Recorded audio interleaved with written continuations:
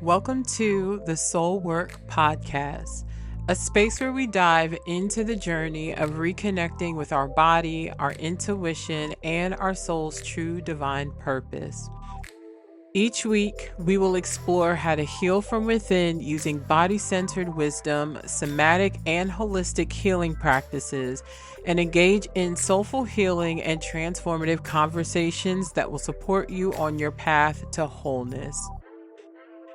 In this podcast, we'll uncover ways to recognize the messages our bodies is sending us, transform old wounds, and step fully into our divine power. So, whether you're here to break free from past patterns, build resilience, or simply deepen your soul's awareness, this space is dedicated to your growth, your healing, and your unique soul journey. So, take a deep inhale and exhale. Settle in, grab your cup of tea, and let's do the soul work together. This is your Soul Work Podcast for your soul's work.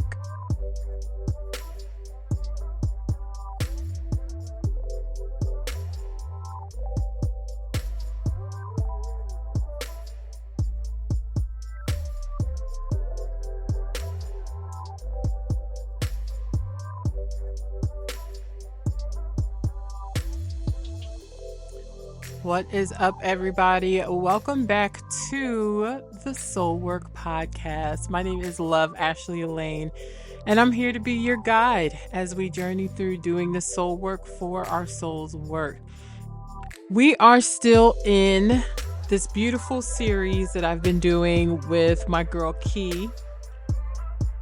Man, I'm blessed by this. This episode, we tapped into finding love after narcissistic abuse.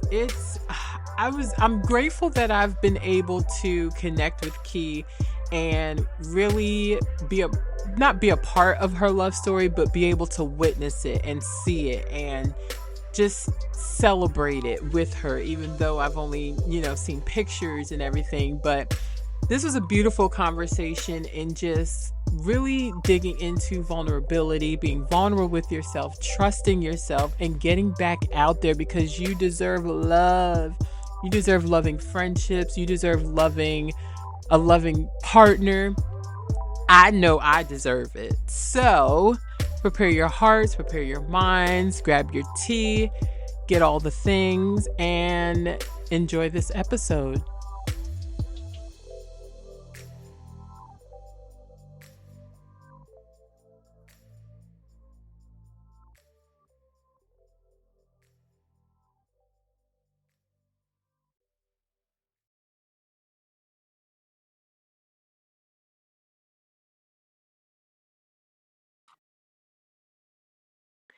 And welcome back to Love After Narcissistic Abuse. My name is Ashleie Elaine.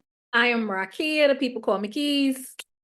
And we have collaborated to bring you a sacred and safe space of vulnerability, healing, and affirmation, giving you space to know and remember that loving yourself begins in loving yourself and being in a healthy relationship and partnership is possible. Y'all, I'm tongue-tied. It's been a long week, so bear with me. Sure. This episode, we are diving into opening yourself up to love again. We're going to just talk about vulnerability, dive into Key's beautiful love story, y'all. I just love seeing it and hearing it and all of the things. I keep thinking about when you announced that you got married, your pictures, like the whole nine. I was like, ah! Yes. So all of it. So grab your tea, maybe even your journal, find your comfortable seated space, and let's get into it. So we're going to go ahead and just get centered, get grounded, get into our heart space, get into our body. So find that comfortable seated posture.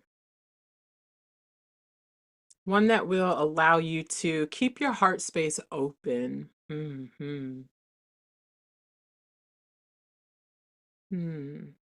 And you can bring your gaze down your nose or completely close your eyes.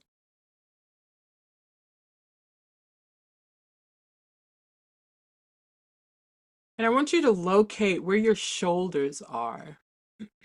Right?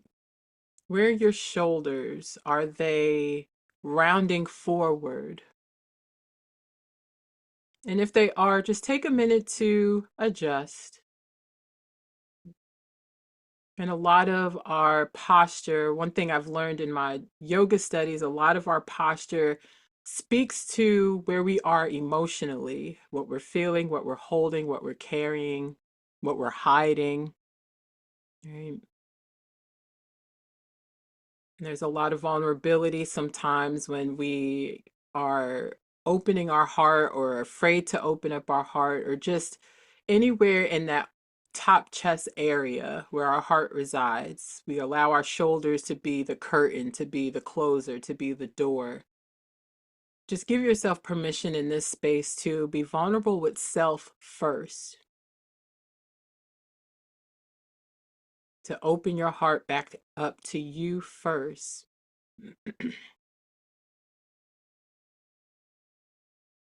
And once you've located your shoulders, just begin to locate your breath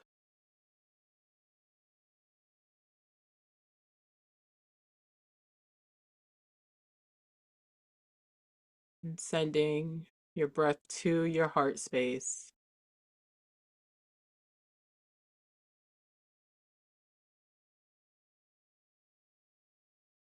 and allowing each inhale to just bring in new life, bring in new clarity, bring in new love towards yourself. And as you exhale, cleansing whatever is there that no longer belongs to you, what no longer is serving you, what is no longer moving you towards your highest and greatest version of self.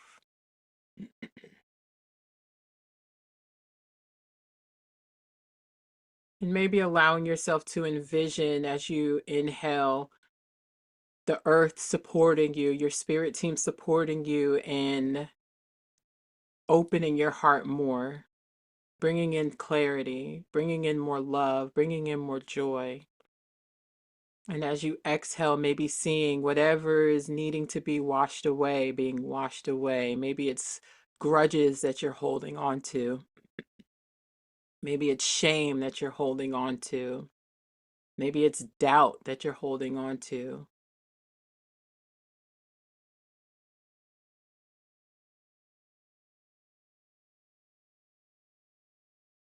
Well, inhale more love, more joy,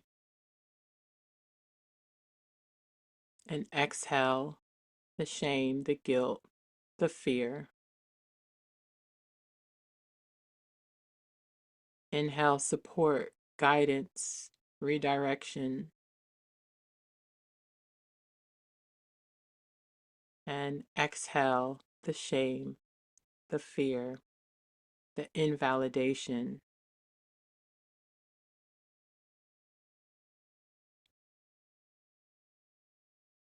And notice where you might be clenching or gripping, allowing yourself to release with each exhale.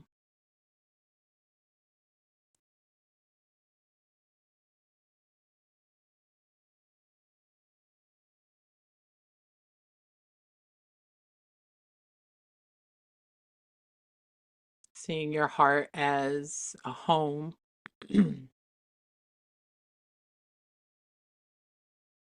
You are the beholder of the key to this home. You are the authoritative. You have the authority over what is inside this home. So you get to pick, you get to choose what you want this home to feel like, to look like, to beat like.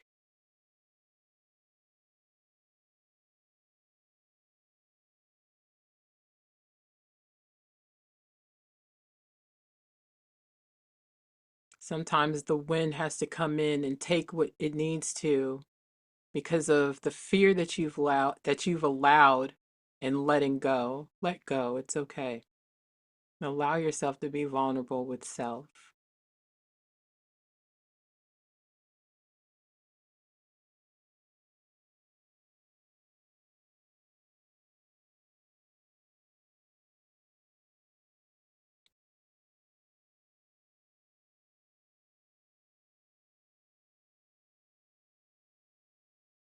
As long as you always remember that you hold the key, you have the authority to release and to restore your heart space. Mm.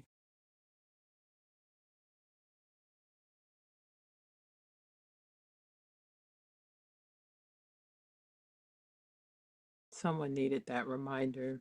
Mm. And we'll take 3 rounds of breath. Nice big inhale and exhale.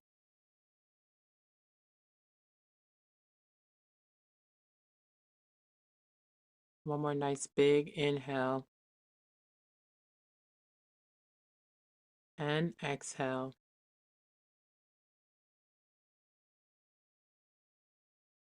Last one, heart space open, shoulders wide as if you're trying to get the shoulder blades to meet one another. Drawing the breath from the soles of the feet. Nice big inhale, bringing it all the way up through the body to the crown of your head. And gently exhale, keeping the body nice and calm. Thinking about those things that bring you joy, that make you feel loved.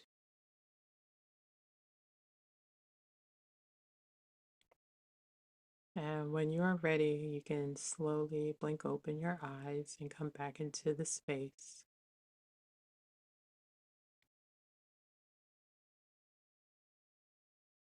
Hmm.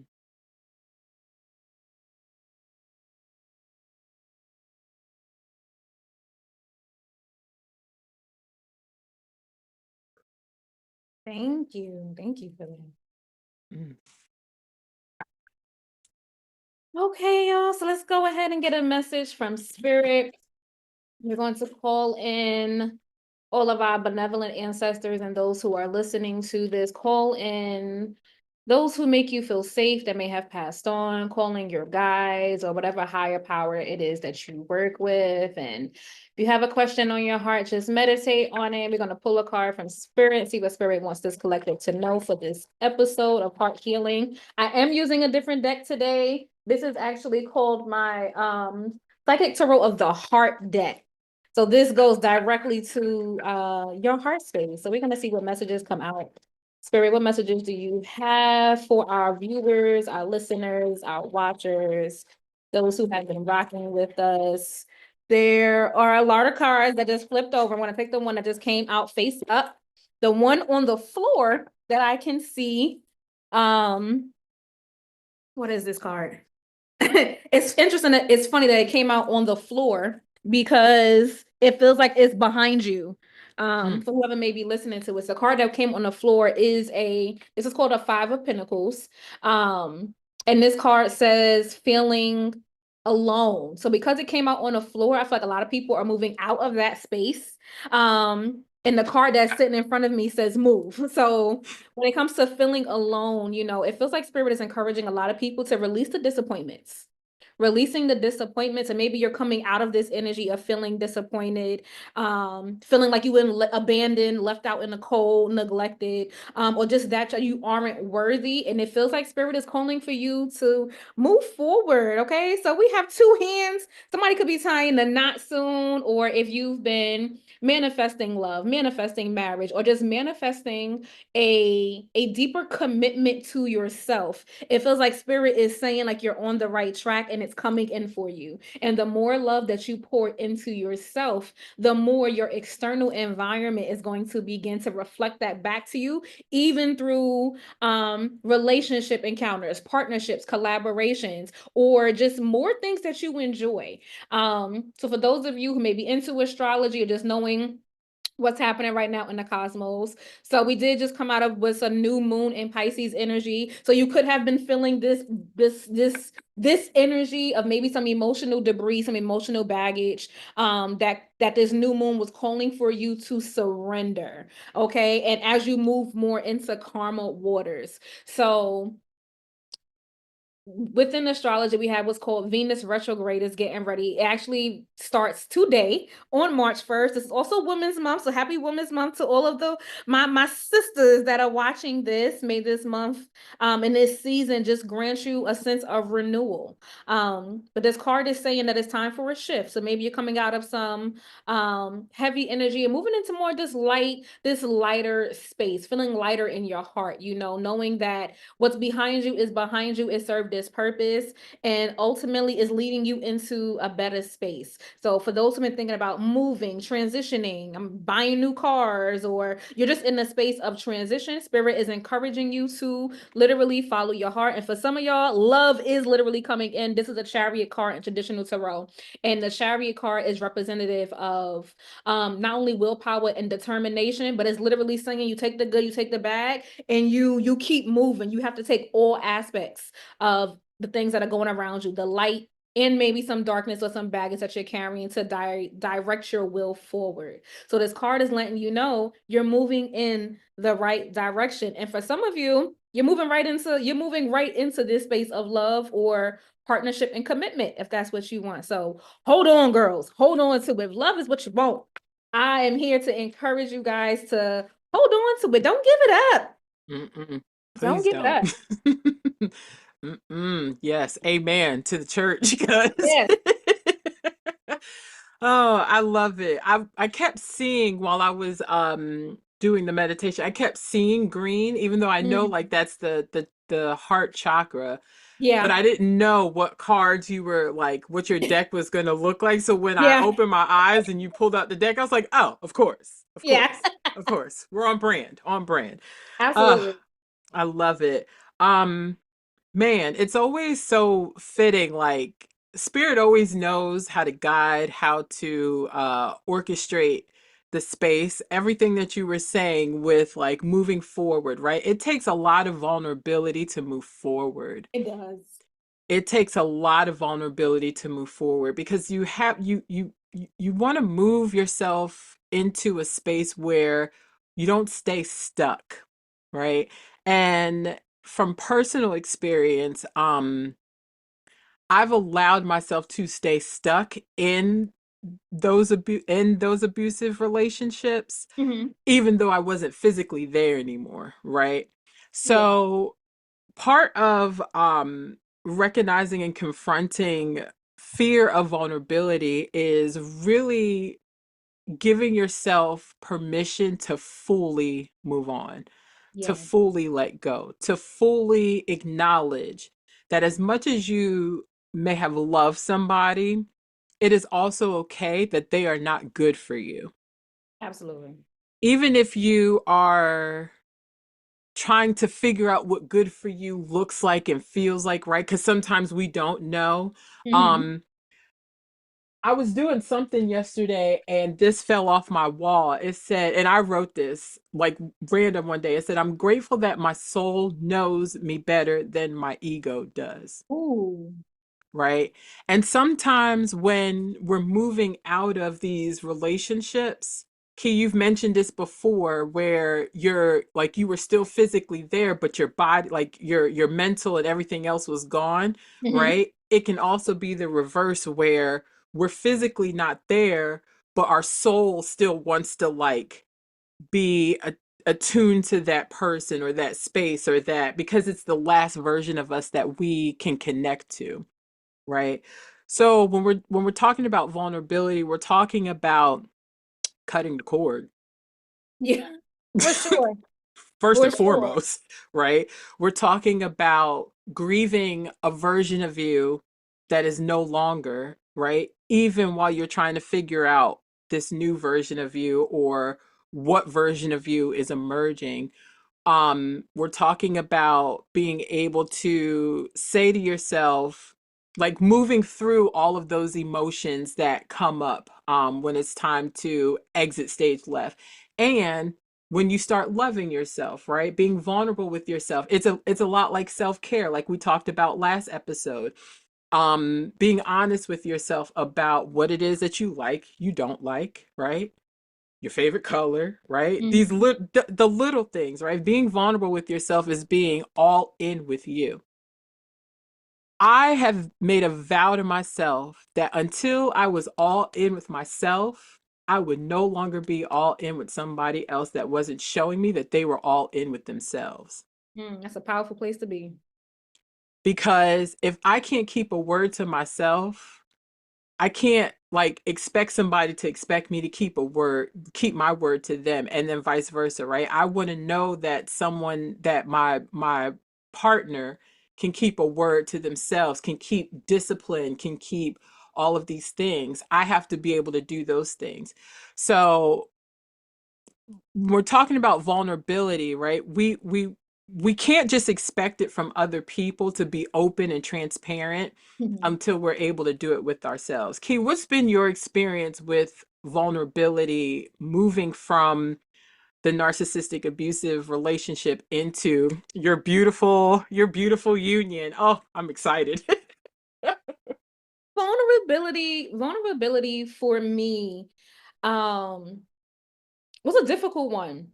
Was a difficult one because I felt like I discussed in the last episode of like, part of me was still like one foot in and one foot out. And I think I finally got to, it was a day that I remember, it was like a day I was humiliated. And I finally accepted what the reality of the situation was. And that was me being Mm, honest with myself, like, girl, you see what it is. It's not your brain can no longer try to convince you that this is something different. Not only your brain, but your heart space, mm, because when love is involved, even if it's not favorable to us, those heartstrings, we still want to connect to the person, believing that, this person can change, or it can be different, or maybe if I do something different, or maybe if they go seek help, the situation can be different. And vulnerability to me really means being able to be honest and truthful with yourself, mhm, and that was really hard for me because that's not what I wanted to hear.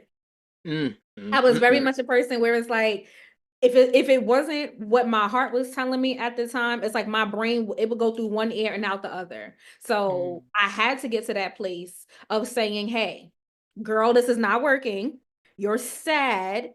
And now it's becoming dangerous for me to mm, stay in this relationship, because it started to get physically abusive as well as emotional abuse.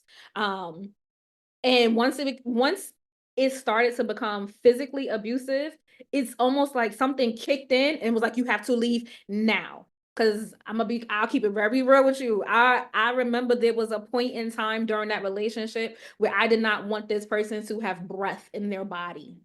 mm, And that was a very real state that I was in. It also got very dangerous for me because it made me want to physically harm them. mhm. And just being really transparent, me and this person got into a physical altercation, the day that I finally separated. And when I Yeah. mean separated, I don't mean like you leave and you keep going back and forth. No, that was my last day that I saw this person face to face. We got into a physical altercation and I tried to take his face off. And I Mm, was an emotional wreck. And I think that was my breaking point, mm, because when it comes to vulnerability, usually vulnerability stems from some type of trauma or past experience where there's harm that has been done, whether it's emotional, whether it's psychological. And I believe the root word of vulnerability is vulnus. I think it's a Latin word. Don't quote me, y'all. Okay, Google it. But the root word is Latin and it's Latin for wound.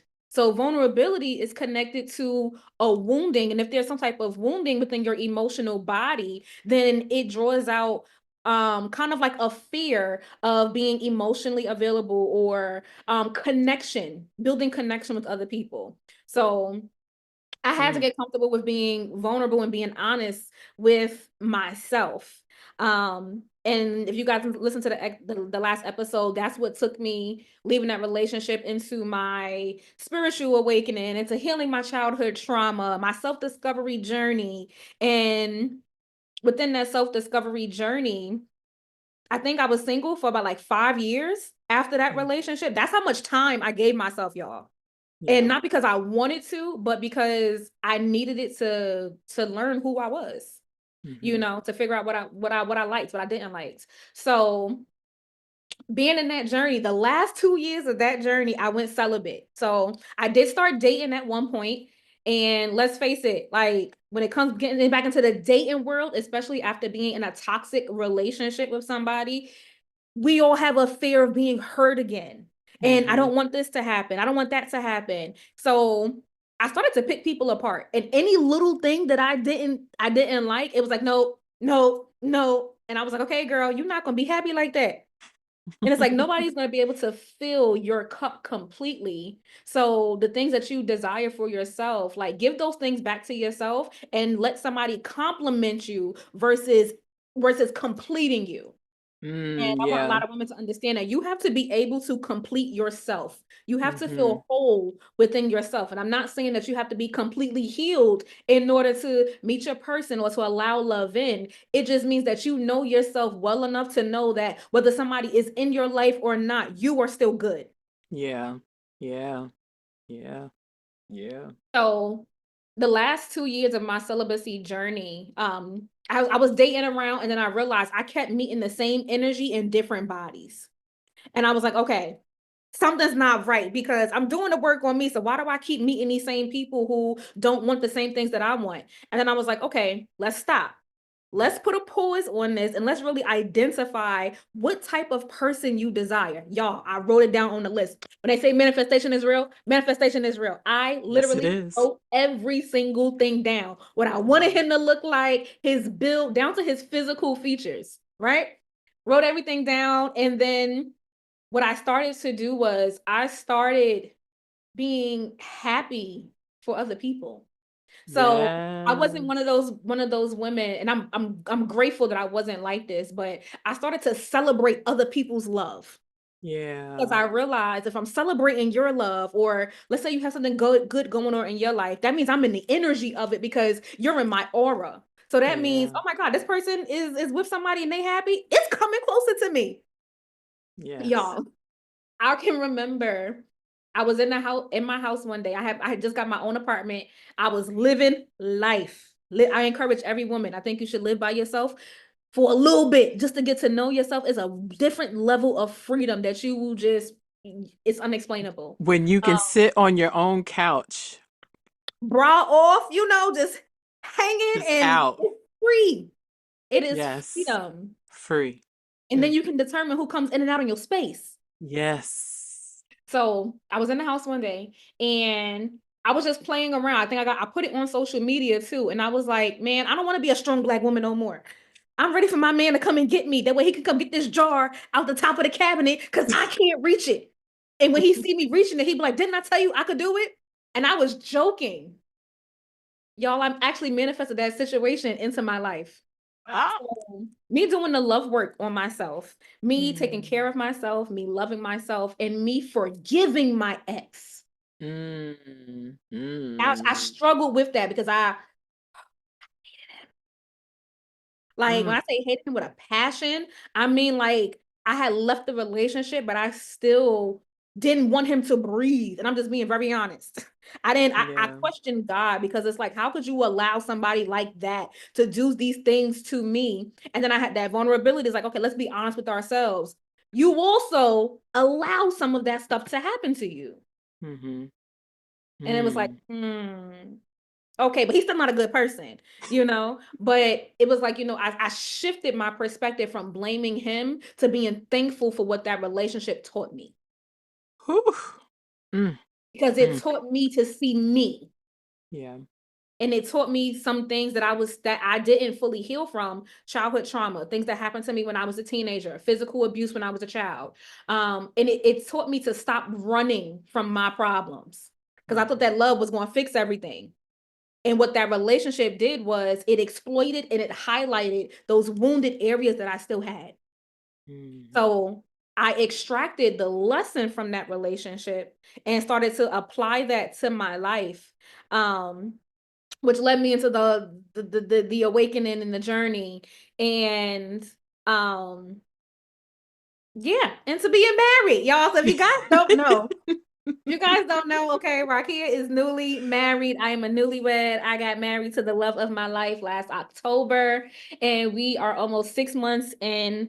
And I can honestly say, y'all, that when I can't stop smiling, but I can't put my cheeks all up here. This is the healthiest relationship that I've had with another person, because I started a healthy relationship with myself first.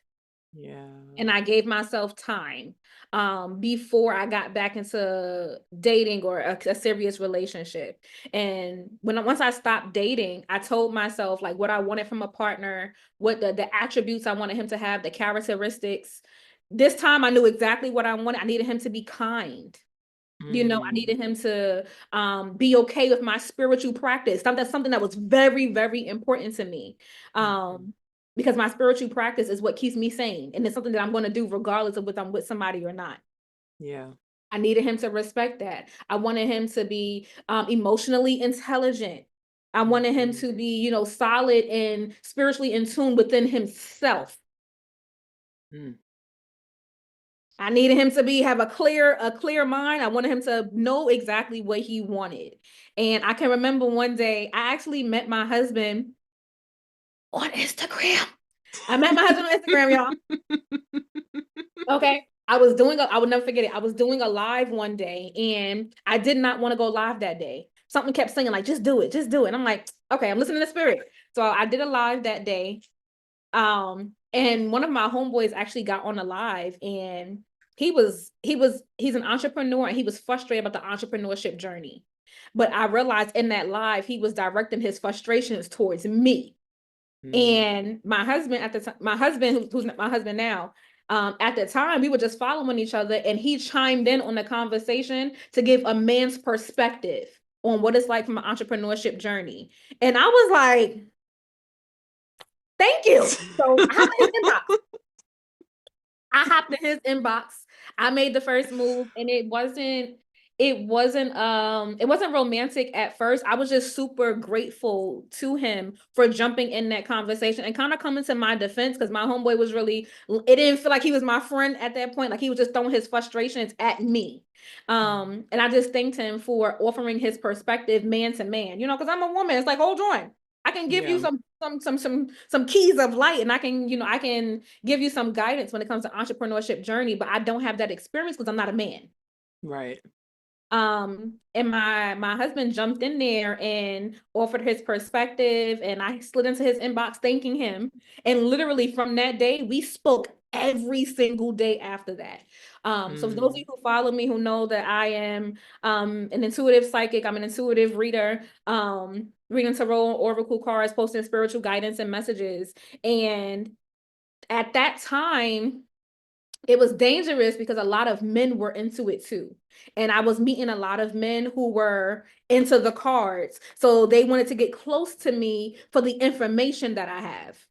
They wanted to get close to me to like almost like pick my brain. So I was very leery when it came, especially I told myself I was not going to do it on social media. Nope, I'll meet somebody in person. Nope, I'm not going to talk to nobody on social media. God said, I'm about to make this. You thought you had a plan? Watch this. And we spoke every single day after that. Every single day. And he took an interest in Rakia, not intuitive keys online. You know, he checked on me every day. We spoke. I think that was in April of 2022. I saw him for the first time in person, July of 2022. And it's interesting how God works, because I met my husband right before my grandmother died. And when my grandmother died, I was renting the apartment. She lived in a two-story house. I was renting the apartment from her. And to make a longer story short, when she died, maybe like 3 days after her death, I was told I had to leave. Now, this apartment was my safe space. I had flourished there. I was doing my thing. And to be told that I have to leave my safe space, I took that very hard, on top of grieving. Yeah. And the person who told me that was my dad. So it came from a family member at that time, which was even more hurtful. And he wasn't my man yet, but we had been conversing since that day of meeting online. And he knew what the situation was, and he told me, he said, he said, we getting deeper into this, I'm riding it out with you, and there's always a safe space for you here. Now I'm like, hold on, y'all. Okay, because I didn't went from a relationship before. I lived with my ex. That was the first relationship I lived with another man. So moving back in with another man, my internal alarm started going off, and everything in me was the fear in me Yeah. was like, no, no, no, no, no. You gotta have your own. You gotta have this. My ex used to tell me when we got into an argument, like, you could leave, you could get out. So he would always use kicking me out or putting me out, as a way to kind of like reel me back in or remind me that I had nowhere else to go. Mm. So my internal alarm started to go off when it came towards that. And against all my fears, I jumped. I took a leap of faith and I said, okay, this is getting deeper. I've met him in person now, which was July 4th. My grandmother died in August of 2022. Y'all, by October 2022, we were living together. In October of 2024, we were married. So I had to overcome not only vulnerability, but a fear of being hurt again and moving into a completely new space. And as a person who dealt with a traumatic relationship for 8 years, starting a new relationship was very nerve-wracking for me. But I didn't want to deny myself love. Yeah. I said, I'm a good person and I look good. Like, I don't want to deny myself the opportunity to let somebody love me. And even in speaking to a lot of women who come out of that space from a toxic relationship and speaking about what they desire, I always encourage them, if that's what you want, don't give it up. Like, we know what happened to you within that relationship, and we know like the scars that it left on you. And maybe you've healed some of your wounds, but doesn't mean that your scars are not there. So allowing yourself to be loved and to receive that love and what that love looks like to you and how you identify with love is a major factor when it comes to letting somebody new in and reminding you that, hey, you are lovable. Yeah. And within this new relationship, one of the things that I had to do early on was I spoke about my past. And that's something it get a little sticky when when you're talking about your past to a new person out of fear that they're going to use your past against you. Yeah. Or I put myself even in that vulnerable state. be like, oh man, like Yeah, like that's too these much, or yeah, like you got too much bags. going Like, on. yeah, and it's like, but every person walking this planet has a suitcase. Absolutely. So it's like at some point, like we don't have to jive with everybody's past or even where they are now. And we want to, and that's where like that spiritual work comes in, right? Like Yeah. trusting our intuition again, and um listening, like really listening with not just our private parts, or oh, he looked good, like Yeah. let me listen, Yeah. right? But really paying attention to, okay, well, this is what they're telling me has happened, but what I'm feeling from this person now is something different, right? Yeah. And I mean, at some point, like we knew they were a fuckboy and just continued with That's very true. I don't think a lot of people want to admit that to themselves, but it's like at one point they showed you who they showed you their true colors. It's just your heart space and what you desire. Maybe you was talk our listen, that our cats speak for us sometimes, she be especially when talking. there's a longing there. Hmm. And they say when people show you who they are, believe them. But we as women, we're very nurturing, we're very trusting. When Yeah. it's something that we want, we sometimes overlook the red flags. Hmm. you know Hmm. yeah, and starting that new relationship, before we even got deeper, y'all, I started asking real questions, not just the cute stuff, what you like, what you don't like. I needed to know, I needed to one, hear how he responded to the things that I told him, Yeah. and Hmm. ask really deep questions about what he saw for himself, what he saw for the future, how he navigates anger, and other aspects of like his personality that would show me like, okay, I'm safe. And that was a big thing for me. Do you feel safe with this person? Yeah. excuse me, now if there's something that's saying no, or it's like a inner alarm in you going off, that's your intuition saying, hey, no. And give yourself time to Yeah. figure it out. That's one thing that I allowed myself to. My relationship happened, it happened to me, it happened kind of fast. But and I learned this from one of my therapists. She said just because it happened fast doesn't mean that it doesn't mean that it's not healthy. Mm, mm, And mm. when she said that, I was like, I need to hear that. you needed something. Like because it happened, quicker than what your mind, how your mind is telling you that it should happen, doesn't mean that it's not healthy and good for you. Yeah. And just because it's healthy, don't mean that it's not going to be triggering. Because it is going to pull up those things. A healthy relationship will still trigger you because it's going to cause all of those insecurities, all those fears that you may be still holding on from the past. Hmm. And being vulnerable means that you are able to acknowledge that emotional debris that you may still have. And yes, I'm over it. And I was over it when I met him. But those scars that I still have are ever present and they're a part of my story. And it's not something Yeah. I can just forget.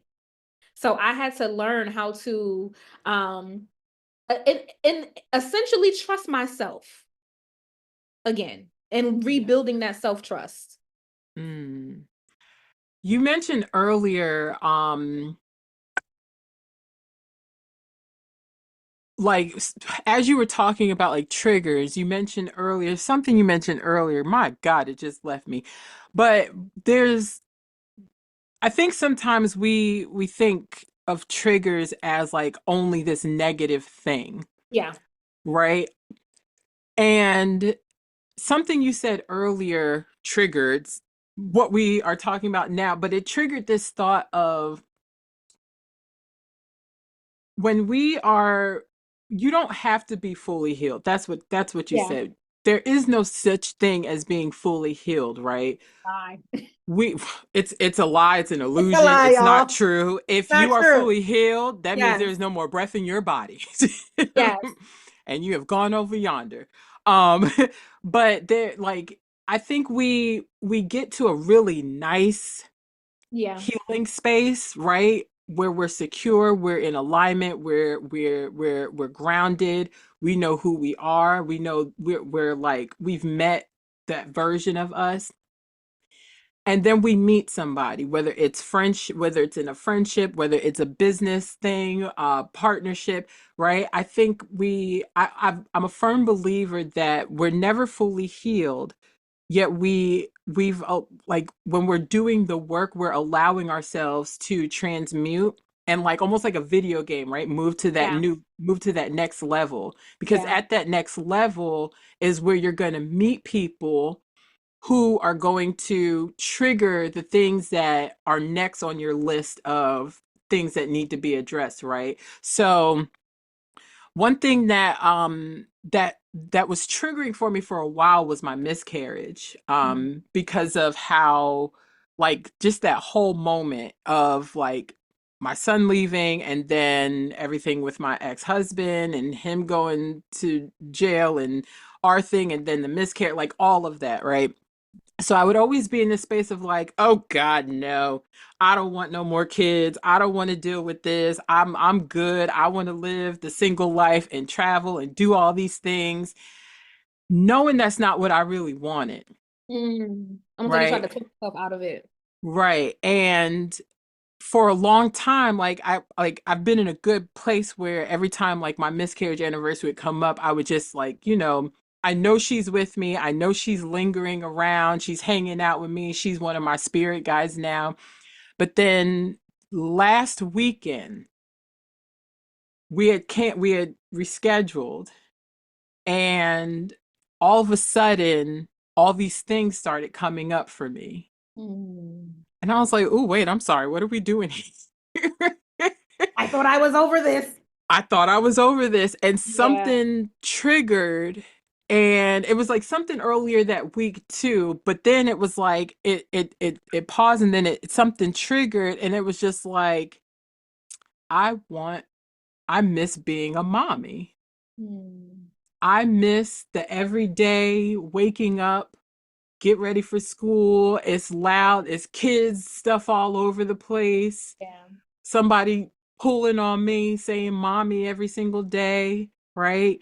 Um, I I miss like waking up and cooking for my spouse, and I'm like, I know I'm meant to be a wife.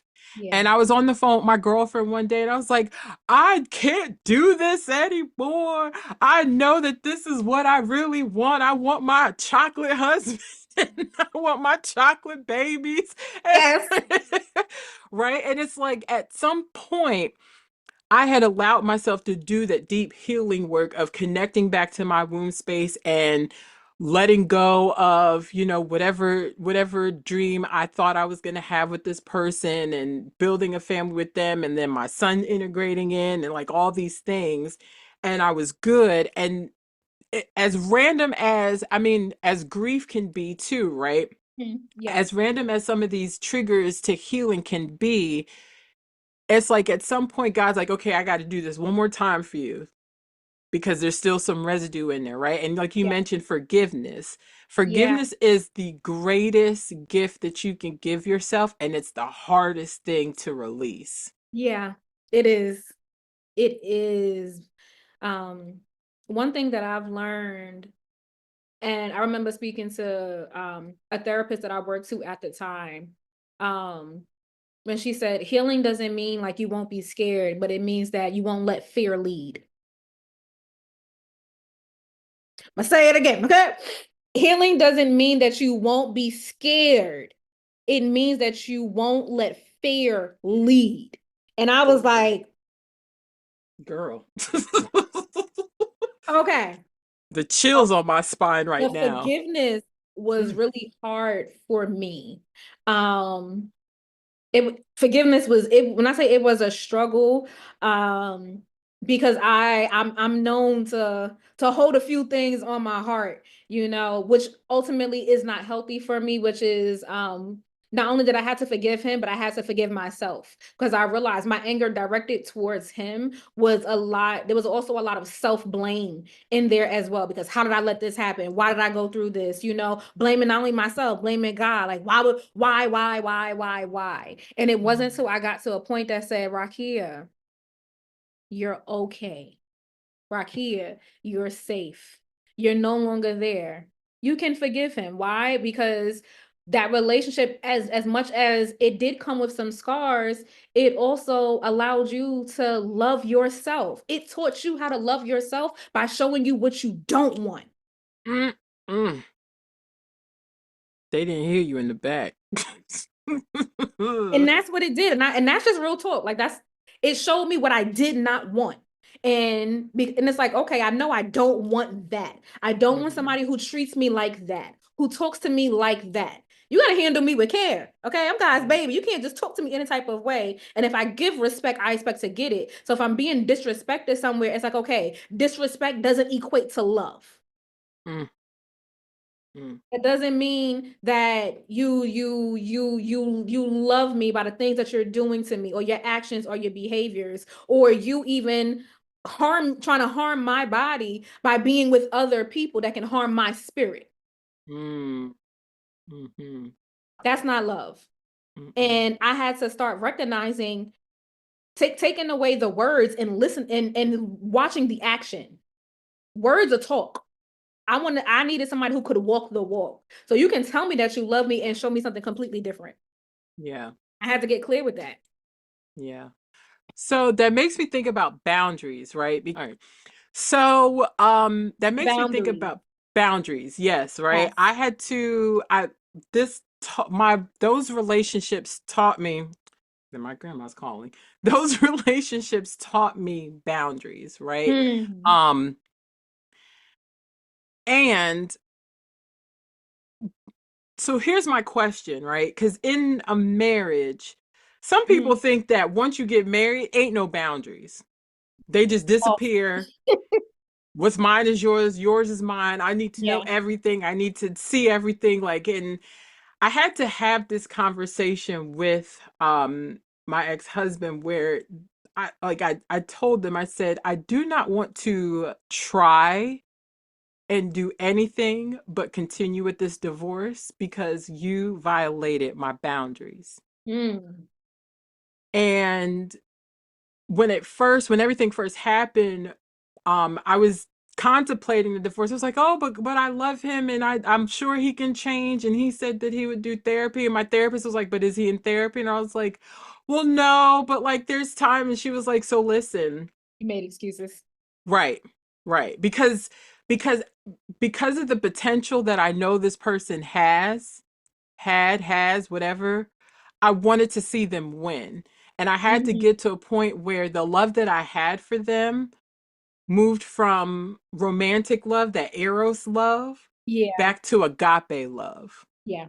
right? So it's like I can still see you win and not be attached to you Yeah.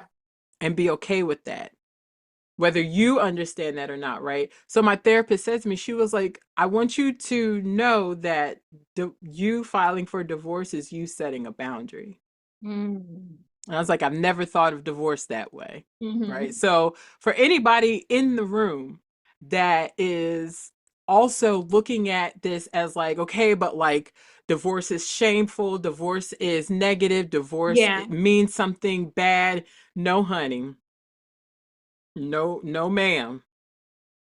Whatever they done told you about divorce, women are getting free. Divorce is a boundary. Yeah. Divorce And an act lets of that self-love.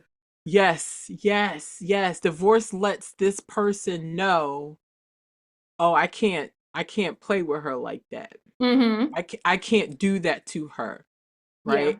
And reminds you that you are in control of your authority. You have Mm. authority over how you want to be treated, and divorce does that, right? So when we talk about boundaries, how does that show up in marriage as opposed to like just dating and personhood, right? Outside of marriage, what does that look like in marriage for you? So for me and my husband do have boundaries, and I think boundaries within marriage has a certain degree. Because I think people think like, you're married, so what's mine is mine, what's theirs is theirs. However, I still believe in consent. And even though we're married, consent is still very big, and it's still very big in my marriage. So there's just like certain things that before I go and touch something, I'll ask because it's not mine, you Mm-hmm.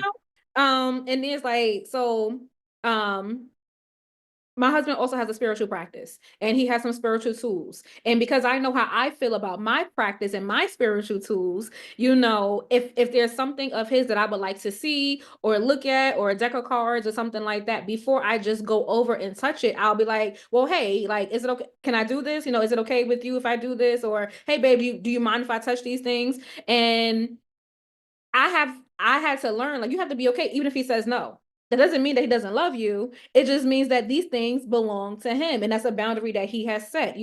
There's certain topics that we may not discuss because it's like, hey, that brings me back to a really dark space. I would rather not go there. And it's like, Mm-hmm. okay, babe, like, I hear you, I see you, and I respect what you said. And that just makes me love him more because there's that boundary of respect there where he says, hey, I recognize that this, whatever it is, it makes you feel uncomfortable. Me doing this triggers something for you, or it makes you feel, and it makes you feel uncomfortable in a way. And I don't want to do that for you. It's not what I want to cause. So if your no is a no, then your no is a no. Yeah. And whether it's respecting space, whether it's respecting like a timeline, because it's interesting when you get married. For me, a lot of people kept asking, like, okay, when are you gonna have a baby? Okay, when are you gonna have a baby? And like, even though we want kids, yes, we had to start placing boundaries even when it came to other people. Like, hey, respect our time. Give us Yeah. time to enjoy the marriage. And that was something big when it came to us, even when it comes down to like spiritual practices or our views of a higher power, and I can respect somebody having a different spiritual practice than me. There's a boundary drawn there where I won't disrespect your practice just because it looks different from mine. Yeah. So there's some things in our marriage that we have merged. And then I think people fail to realize that even when you're married, yes, you are a unit, but you're still an individual. You're still a Yeah. person. So they can have outside friends outside of their marriage. They can still have some things in what they were doing before you. As long as it's not violating, your vows or your commitment to each other, that is fine. Those are Yeah. still boundaries. My girl time is my girl time. And it's like, hey, close the door. Okay. The girls are girling. We're girling right now. I'm in my girl mode, have my girlfriends. We're talking about a lot of girl stuff. And he'd be like, okay, cool, my bad.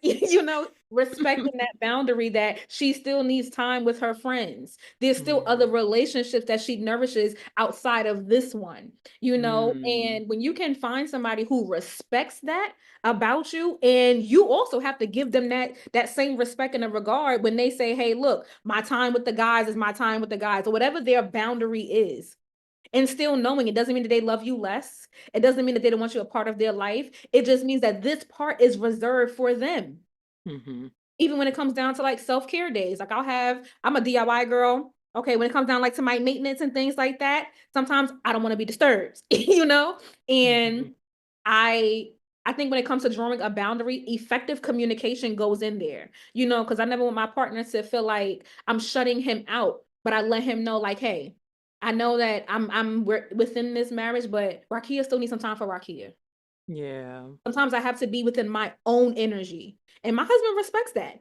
And in return, when he needs that space to himself, he gets that as well. And I respect that because he needs time to sit with himself. So it's interesting to see how like some people view marriage and like how boundaries may come up, or taking time for your space, or still maintaining your own individuality within the unit. Mm-hmm. Mm-hmm. Yeah, I need somebody that's gonna be like, cool, you good by like I need alone time. Yeah. Yeah, and I think that was really big for me, especially coming out of the relationship with my ex, because I realized that we were always together. And when people say like, "Oh, don't lose yourself," I heard that a lot when I first got married, but nobody really explained what that looked like. And Yeah. over the course of time, I just developed my own definition, and what it means is when you enter in a new relationship, especially coming out of one that may have been toxic or dealing with a narcissistic person, you have to remember to take time for yourself, Yeah. because you can get so caught up in the feeling of love and the butterflies and what they call the honeymoon phase, that sometimes and as women, we are nurturers, so we start to overpour and we start to overgive, and sometimes we can forget ourselves. Mm-hmm. And if I had any encouragement to share with anybody, it is to remember who you are, even within the connection, because that's what Yeah, brought the connection to you in the first place. So that make sure part. that you're carving those things out for you, and also being able to balance, knowing that your alone time is going to look a little bit different now. Mm-hmm. That was hard because it's like I Mm. spent these years by myself. So allowing somebody into my space was like, it almost was like pulling teeth, y'all. I'm not gonna lie. I love my man. I love my baby. I love my baby because he didn't make that transition. Wasn't hard. Like it was hard internally, but he made, because and I moved in with him. He made that space comfortable for me. Mm. Even though I was moving into his space, which I was very uncomfortable with at first, because it was like, no, can't nobody ever tell me they're gonna kick me out. I had a really deep fear of that. And moving into our home now, when I first moved in, it was things that he rearranged. He threw out some stuff. He moved the house around. He know that I need my workstation, whether I'm doing my readings, or I need that time, and he created that space for me. And that further showed me like, this man really does love you, because he listened to what you said, and he was willing to make changes for you. Yeah. you know Mm. Hold on to it. If you got an idea that you want a baby, you want a partnership, even despite the things that you have been through, I can assure you that it is out there, because God's love for you, God's promise to you, is that you would be fulfilled and that you would have it. And it's Yeah. already written for you. So yes, you went through Mm. that experience, but it doesn't mean it's like delay is not denied. Just because you went through that experience doesn't mean that life is over. This Yeah. is the life after. And life Mm. after is beautiful. Why? Because now you know who you are. You know what you desire. You know your wants. You know what you don't want. And you still know that nobody's going to come to you fully healed. True. Yes. But you'll be in a better space to receive, because now you understand what it means to receive love. Mm. Whatever love means to you. Yeah. Yeah. You have the authority. I've been using that word a lot too, Mhm. authority, even just like naming things for myself. But you have the authority over which experience you want to live, right? Yeah. Because even if you're not in that abusive space anymore, you can still choose to keep living in it, Yeah, yeah. That's a good point. right? You can choose to keep living in it and distance yourself from what it is that you keep wanting. My like this keeps like itching since we've been talking That's about that it. third eye, girl. Your vision Yes. opening up. That's that third eye happening, that vision and open up. As you was Yeah. talking and you said that, damn, it's escaping me. Okay, keep going. Keep going. It'll come back. It'll come back, yo. That's what happens when spirit gets in the room, okay? And it starts Yeah. shifting, it starts shifting Yeah, some cuz things. Spirit's like just hold on cuz I got something for y'all. But it's I keep coming back to um this good old book right here, right? John 10:10, the thief comes to steal, kill, and destroy, but I've come that you may have life and have it more abundantly, Hmm. right? The enemy done already stole whatever they thought they was gonna keep, right? Whatever experience you've already had, it's now an experience that you've already had. So Yeah, you have the authority to learn from it, move from it, right? Alchemize it, turn it yeah, into whatever you need to move forward, right? That theft part is where we get wrapped up, right? And I'm honest to a fault where I was like, I don't want to do this. And I even told my mom, I said, "Oh, girl, he got to pay me a lot of money to get pregnant again." When deep down inside, it's like, sis, you know. You know what it is that you really want, right? Because yeah, I've allowed fear yeah. To lead. of to lead, right? I've Yeah, allowed fear to lead. I've allowed fear to rob me of what it is that my heart truly desires. yeah, I've allowed fear to rob me of the vision that I keep having of my beautiful black babies and us having all the photo shoots in the world, and in our home we got pictures of us all over the place, and the playfulness that I know my, you know what I'm saying, like I've allowed fear from these past experiences, from these yeah, past relationships to dictate what my future is going to look like. yeah, But somewhere in there, you have to step into that authoritative role and say, no, you can't have my future. You've already had some of my past. yeah, I'm not going to give you my future either. yeah, And meet God where he needs you to meet him to do that healing work, right? yeah. To do the forgiveness, right? I cried about having to forgive. Yeah. Oh, I Like, did God, why too. I gotta forgive? I don't want. Oh, I was so stubborn. I don't want to do it. I'm not going to do it. And God was like, mm-hmm. Okay. All right. Let's see how long that Right? lasts. Let's see Right. if it gets you, because holding on to that stuff, it not only does it make you jaded, but it made, for me, I'll speak from a personal perspective, it made me angry. Mm-hmm. I was angry a lot. And then I realized that under anger, the root of anger for me is sadness. Mm. And I was like, I took authority and I was like, I don't want to feel that no more. And I started telling myself, happiness is a choice. Yeah, it may have robbed you then, but you're no longer in that space. And you can continue to Mm. keep allowing this to rob you of being happy now, and preventing you from enjoying all that life has to offer you now. Or you can choose to say, you know what? I'm thankful for the lessons and I'm giving myself permission to be happy. Yeah.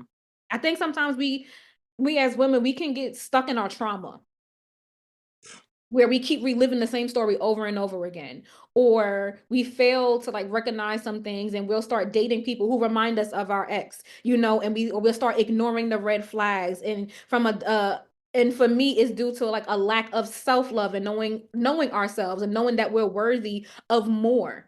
Yeah. Yeah. There's a not only a vulnerability wound, but a worthiness wound that goes in Mm. there as well. And Mm. I had to know that I was worthy. You're worthy of happiness. You're worthy of love. I knew I was meant to be a wife. I was not for the streets. I've Keys is not never for the been for the street. streets. I didn't want to be for the, I don't want, I'm not a strong, I'm a strong black woman, but I don't be a strong black woman so much that I can't, where I'm blocking everything out trying to be too strong. I like to be soft in my feminine energy because that's who I am. Listen, honey. My abuser even knew I wasn't for the streets. Mm. My ex-husband even knew I was not. He's like, he said it. He's like, you not one of them street girls. Like, you like to Yeah. be soft. I was like, yeah. So can you start acting like you know this? And then they use that against you, right? Right. And Yeah. here's what I tell the girls, right? Before get coming out of that relationship, give yourself a period of time, shop around, Yeah. date, date them all. Okay.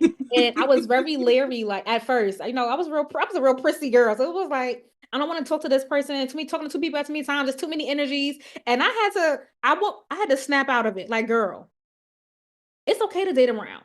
It's okay. Dating doesn't mean that you are physically active or sexually active with all of these people. It just means that you're not putting all your eggs in one basket. And when you start recognizing yourself as the prize, and it's like, okay, let these people know I'm dating you. I'm talking to this person. That way, it really makes people step their game up. And if they want Hmm. to be a part of your life, then they'll make that very clear. And Yeah. then you get to decide, who you allow next to you. Yeah. Shop around, y'all. Girls, don't be afraid to shop around. Get out there. Okay. If you decide to be a free woman, to be sexually active, make sure that you are just protecting yourself, and spiritually cleansing yourself that way you don't catch on no new soul ties. But give yourself a space to have fun, to entertain different people, get to know different people, because getting to know different people, you get to know yourself. Mm. Hmm. And Hmm. then you'll know, like you'll know when you're ready, because a new connection to come in, and it will feel so natural. It won't feel forced. You may have some fears, but they will eat every wall that you think you could have built around your heart for the right person. They're gonna come knocking at it, and your walls will slowly start to come down. They're not forcing Hmm. their way in. They're allowing you to lead, and you'll realize you'll start softening up. You'll want to be around Hmm. this person. You want to talk to them. You're inviting them more into your space. And if you can sit back and say, I feel safe with this person, try it out. And it Yeah. doesn't mean that the first person you meet after that relationship will be it. You may run into a couple of frogs. Okay. But eventually you will get to that space where it's like, no, I like this person. This person has a lot of the qualities that I would like in a partnership. And I believe that we can go further. And then you take that authority back and you make the decision on if you want to move forward. And if they're not for Yeah. you, keep shopping, girl. Yeah. Yeah. Yeah. I also want to say, um, be realistic with yourself also about not so much what you're looking for, but are you also that person? Yeah. Because you can have a laundry list of what kind of person you want, right? But are you also a green flag? Yeah. That's part of the vulnerability work, right? That's part of the coming back home to yourself and trusting yourself, right? We want to talk about the love and the light and all of those things. But Key, like you mentioned earlier, a question you asked was like, how do you handle anger, Mm-hmm. right? Ask yourself that. Have I Yeah. have I handled anger correctly, right? And even moving even in a sense, even moving away from that abusive space, right? Because the anger that can be triggered in that space is it's not almost intentional, it's intentional. Yeah. It's to have that control over your Yeah. emotion and how you respond, because now it's like, oh, well, I can control making her angry and also control being her safe space as well, right? Yeah. But truly asking yourself, right? How do I respond to anger? How do I respond to these triggers, right? And if you can, satisfactory is the word that's coming to me. If you can be satisfied with where you are at that level, then ask yourself, am I satisfied with my future partner also being at that level? Yeah. Like, therapy is a thing that I need my partner to know I go to therapy. I need you to do the same thing or be engaged in it or know that it's also a remedy, right? Yeah. And we know most black and brown men are like, nah, I'm good. Right? I don't need you to necessarily be a yoga teacher, but I need you to be connected to your body. Yeah. Have that internal feel of, okay, I'm starting to get angry. I can feel it in my body. Let me go exit stage left so I don't pop off wrong. Yeah. I don't want to or project that anger, whatever he's made feeling onto you. In spirituality, we call that shadow work. Yes. And uh, and I encourage everybody, men and women, to do your shadow work. And shadow work is the ability to process some feelings and emotions that you may have repressed, whether it's from childhood or it is acknowledging the parts of us that we tend to hide from other people, and maybe even some things that we've hidden from ourselves. And facing those things and versus using shame and judgment for those feelings that we hide, giving it love and having the courage to call it out. And I totally agree with what you said, making sure that you are also the person who is who is showing up and who somebody can be with. Are you the partner that you seek? Yeah. Your actions and your behaviors, because you can't expect somebody to come into your life and to be at one. Nobody is going to check every single check on your box. That's unrealistic. Hmm. And a person is not supposed to make you whole, but they can definitely compliment you. Yeah. So making sure that you are checking off your boxes for yourself. And then if this person comes in, also being able to respect the fact that they may not do everything you want them to do. That's just Yeah. human nature. Hmm. But do that, like you said, you would want somebody to, maybe they don't go to therapy, but they know what it is, or they know that there's some healing modalities out there, or they can process, heavy emotions without projecting them onto you. You want your partner to be at a level of self-development and evolvement within themselves, that they also know how to process those emotions, or can at least effectively communicate that with you. The way Yeah. you two can process it possibly together. And I Hmm. believe that when you're with somebody and you're equally yoked with somebody, they reflect certain things back to you, and it can either strengthen the bond or it'll break it. It's a matter of, are those two individuals still willing to do their individual work collectively? Mm. Yeah. Oof. Yeah. And it's one thing that I've learned, and it's like, healing means like making different choices, but not avoiding love altogether. Hmm. You're never going to be fully healed or fully out of space. You can get to a space where say, yo, I'm ready, but it doesn't mean that, you still don't carry some things with you. That's just, to me, that's just unrealistic. Like I don't still carry that past relationship. There are some scars. My scars are healed, but you, just like any scar, you fall and hit your leg or something like that. The wound may have healed over, but there's still a mark there that reminds you of what happened during that experience. Yeah. Yeah. Mm. That's good. That's So take your time, yes, but understand that I believe that true love will never return to you void. And I really do believe that the way you love you, I really do believe that the way that you love yourself, you attract other people on that level. hmm So you realize you're meeting people in there. It's something, what's the common denominator? Sometimes the common denominator is you. Yeah. Sometimes the common denominator may be something that you keep allowing them to overstep. Hmm.